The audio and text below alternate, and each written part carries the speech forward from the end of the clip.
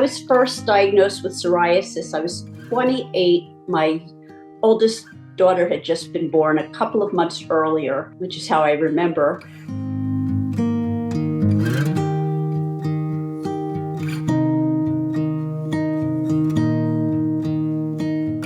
Originally, I went to a dermatologist because I developed this odd rash on my elbows and knees. Over time, it got much worse, eventually covered my elbows and knees. My scalp was awful inside my ears, on my eyelid. I started noticing some additional symptoms, which I had no idea were connected to the psoriasis. About 4 years later, I developed this weird, what they called conjunctivitis. Both eyes were suddenly red and painful.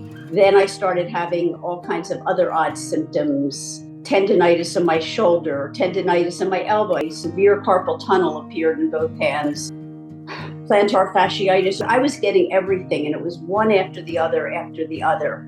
Day-to-day activities were becoming more and more difficult. And by this point, the psoriasis was really bad. And he said, well, the blood test says rheumatoid arthritis, but you have a long history of psoriasis. We're just going to call it psoriatic arthritis because that seems to be what the problem is. And then he put me on some different medications.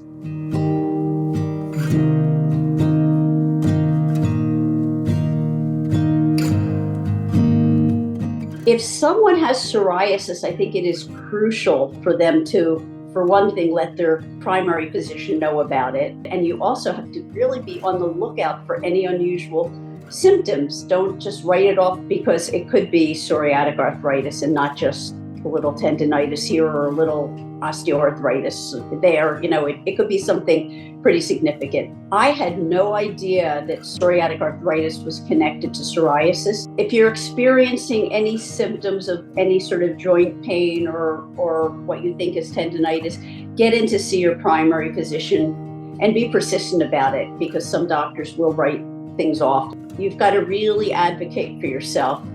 Again, be very insistent. This is not right. Something is not right. Can you refer me to a rheumatologist? If I had had treatment earlier, I would have felt a lot better. If you get treated correctly right away and it stops the progression of the disease, you can go on to feel great and not have the joint damage. I've gotten great information from the Arthritis Foundation, great webinars, lots of good information online. Don't give up. Just stay as active as you can, do as much as you can, and don't let it get in the way of your life. I was not going to just sit around, poor me. I was just getting on with it. And I think that it's really important to have a positive outlook and just stay as active and do as much as you can within limitations. What doesn't kill you makes you stronger.